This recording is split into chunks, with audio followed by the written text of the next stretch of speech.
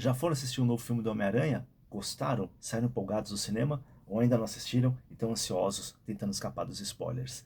Pois é, pessoal, eu assisti, eu adorei e quero compartilhar aqui com vocês do porquê que eu saí tão empolgado do cinema. Compartilhar com vocês as minhas impressões, compartilhar com vocês os melhores momentos do filme e de porquê e como ele prepara o terreno para a ascensão dos mutantes dentro do MCU.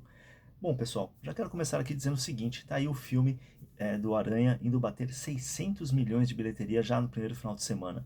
Cara, o que que isso significa? Significa que todo aquele papo de exaustão de filmes dos super-heróis, né, da exaustão do gênero, foi por água abaixo, né? Que é uma coisa que estava muito em voga aí nos discursos, no bate-papo das pessoas que entendem de cinema, falando que né, ninguém mais quer saber de filme de super-herói, já era, tal. Gente, na verdade não. Ninguém quer saber mais de filme ruim de super-herói. Filmes bons de super-heróis, obviamente, vão ter espaço e vão alcançar o seu público.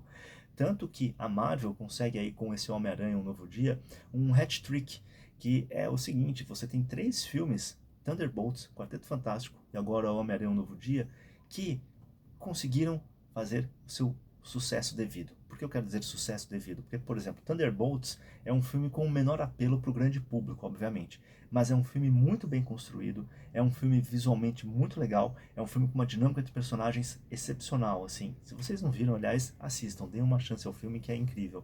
Quarteto Fantástico, ele, cara, foi muito bem de bilheteria, foi muito bem, assim, de público, de crítica e, cara, entrega também um filme que visualmente é um desbonde, que, cara, tem uma dinâmica ali também de personagens, aquela coisa da primeira família Marvel que, cara, cativa qualquer fã, assim, cativa não só o fã, mas eu acho que ele apela também para uma dimensão, para um público maior, porque os temas que estão lá no Quarteto Fantástico apelam à nossa humanidade comum. E agora, com o Homem-Aranha Um Novo Dia, a Marvel se consolida novamente aí no mercado cinematográfico como a grande player, né? Aquela que vai nos entreter ainda por muito tempo. E por que isso? Porque antes de mais nada, a Marvel retomou e acertou a sua fórmula mágica, né? A fórmula da Marvel, que é o quê? Entregar filmes, entregar histórias. Isso é uma coisa que surgiu lá na Marvel, há mais de 80 anos atrás, quando o Stan Lee juntou com o Jack Kirby e Steve Ditko, né? Que é aquela fórmula da Marvel, que é unir ação, aventura, drama, comédia, fazer você se emocionar, fazer você se empolgar, fazer você chorar, fazer você entrar junto com aqueles personagens num universo emocional que, cara, que é cativante, não tem como. É tão cativante que se torna universal, né? Essa fórmula da Marvel de se contar uma história que estava meio perdida em alguns filmes foi reencontrada. E isso faz com que o apelo se torne novamente universal. Que a primeira coisa que você pode falar assim sobre esse novo acerto da Marvel é eles colocarem o pé no chão, principalmente na narrativa, em como se contar a história. A segunda coisa importantíssima é como entregar essa história visualmente, ainda mais que a gente está falando em termos de cinema, né? Cinematográfico, uma arte do olhar. Então, assim, a Marvel também passou a tomar um cuidado que ela não estava tendo nas últimas produções, né? Nas outras produções. Você pega até, por exemplo, uma produção recente, que é o Capitão América Novo Mundo. Você percebe ali um CGI meio vagabundinho, uma coisa meio assim. A história até podia ser interessante, mas não foi entregue do modo correto.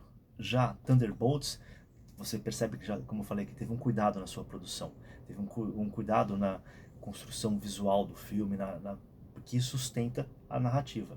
E aí, neste Homem-Aranha, dirigido pelo Dustin Creighton, você tem esse cuidado extremo com cenários, com o visual do filme, com as cenas de ação, com as lutas. Você percebe que tem muito efeito prático e isso salta aos olhos do espectador, né? Que era uma coisa que tinha já também no Quarteto Fantástico, que apesar de ser uma história intergaláctica, com eles viajando para fora, tal, então você vai ter CGI, mas você tem muito efeito prático no Quarteto Fantástico. Isso daí, cara, enriquece demais a experiência do cinema pra gente. Então a Marvel também acerta nesse ponto de retomar um cuidado visual, né? Que eu posso dizer até um cuidado cinematográfico que faz muita diferença, cara. Que a gente precisa que seja valorizado nos filmes de super-herói, quando eles decidem fazer isso. O outro fator que sustenta a qualidade desse filme do Aranha é o desenvolvimento dos personagens, o arco dos personagens, não só do Peter Parker Homem-Aranha, mas mesmo dos personagens secundários. todos eles têm um desenvolvimento que você observa que foi muito bem pensado, que foi muito bem articulado com o desenvolvimento dos personagens ao longo das suas aparições no MCU. Então falo aqui, por exemplo, né, para mim o exemplo mais evidente é o do Frank Castle. O Frank Castle começa no ponto A, passa por uma crise no ponto B e chega no ponto C, cara, mudado, que você percebe que ele toma consciência de que as ações dele têm consequências, né? Que, aliás, é um tema muito forte dentro do universo, principalmente do Homem-Aranha, né? E essa coisa de que as suas ações têm consequências no mundo real e para as pessoas à sua volta. Então, é uma coisa que para mim assim ficou muito claro no filme, esse cuidado narrativo, esse cuidado com cada personagem que aparece lá, que aí também é um outro ponto importantíssimo para a qualidade do filme, que é uma coisa que você percebe que em determinados filmes da Marvel, às vezes, né, não só da Marvel, né, filme de super-herói, os caras colocam esses outros personagens, né, outros heróis, fazendo os tais dos cameos que o pessoal fala, que às vezes é só para encher linguiça, às vezes é só para aquela coisa meio de fanservice e tudo. Nesse filme do Aranha, não, cara. Todos os personagens que aparecem, que fazem pontas, né, de outros filmes, eles têm um sentido e funcionam muito bem na história. Tem um, inclusive, aqui que, cara, eu achei muito legal quando apareceu, porque em nenhuma preview, em nenhum lugar, eu tinha visto alguém comentar que ia aparecer aquele personagem e de repente tá lá, você fala, nossa, que legal! Muito bom. Então, eu acho que isso daí, como eu falei, né, essa forma de você inserir personagens ali na história que não estão só enchendo linguiça, que não estão só fazendo um fanservice. Eles têm sentido dentro da história e eles mostram e ajudam a desenvolver a história. Isso é muito bom. Eu falei aqui do Frank Castle, o Bruce Banner, Hulk, tá muito bem assim. Acho que acho que a Marvel tá tentando resgatar algo do Hulk, né? Que acho que se perdeu em algum momento, que é essa coisa mais visceral e violenta do Hulk. É muito bem feito, assim, o modo como ele surge e assim o visual dele tá demais. Eu espero realmente que em algum momento eles consigam fazer um filme decente, né, e realmente impressionante do Hulk, principalmente pô, se eles apelaram com uma questão aí mais do body horror e tal, ia ficar massa, hein, gente. E toda a qualidade nesses aspectos técnicos que eu falei até agora, eles engrandecem o quê? Eles engrandecem a mensagem central do Aranha, que é essa questão de que as ações têm consequências, de que é um personagem que carrega muito a questão do sacrifício, né? Que ele se sacrifica muito para ajudar os outros e às vezes se apagando, de um personagem que é solitário e de um personagem que carrega muitos traumas. E aí é muito interessante você observar como o roteiro respeita isso de uma forma exemplar. E aliás, para mim, isso daí é o que faz esse filme ser comparado às melhores adaptações já feitas do Aranha no cinema, que são aquelas do Sam Raimi. Então, para mim, não só é a melhor adaptação, né? Para mim é o melhor filme deste universo do Tom Holland como Aranha, como eu acho que esse filme se equipara aos melhores momentos que o Sam Raimi tem lá com o primeiro e o segundo Aranha. É inegável isso, cara. O Tom Holland ele consegue trazer todo esse alcance, todo esse alcance de emoções que, cara, é difícil, principalmente num filme de ação, cara, num filme de super-herói. Então, parabéns aí para roteiristas, para os atores, para a direção, porque isso para mim é muito importante dentro desse universo cinematográfico dos super-heróis, que é você respeitar aquilo que é a essência do personagem. No caso do Aranha, é esse embate entre a solidão e a amizade, entre poderes e dons, né? Porque uma coisa é você ter poder, outra coisa é você ser abençoado com um dom. Então isso também está muito legal ali no filme, como isso é exposto pra gente. Então, nota 10 aí nesse aspecto. E o outro fator que para mim é de suma importância para a qualidade do filme, do porquê que eu saí tão empolgado, talvez até o principal fator, é como o filme presta uma homenagem àquilo que é a base desses filmes, que são os quadrinhos. Seja nas cenas que eles emulam, seja na dinâmica, né, e no ritmo do filme, que é muito quadrinesco, assim, é muito legal. Eu trouxe alguns exemplos assim de umas páginas aqui de quadrinhos que vocês, quando vocês forem ver o filme, ou se já viram, vocês vão lembrar. Por exemplo, essas cenas aqui, né, sensacional. Você pega aqui, vou pegar uma cena aqui do John Romita, pô, isso aqui é incrível, ó, gente. Desculpa aí, gente, ó. Cenas como essa,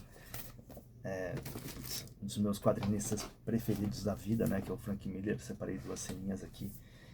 Essa aqui não é exatamente uma cena do Aranha, mas é uma cena do Wolverine, mas que você percebe que tá lá no filme. Miller foi uma inspiração. Tem uma outra cena que eu separei aqui. Cadê? Aqui, ó.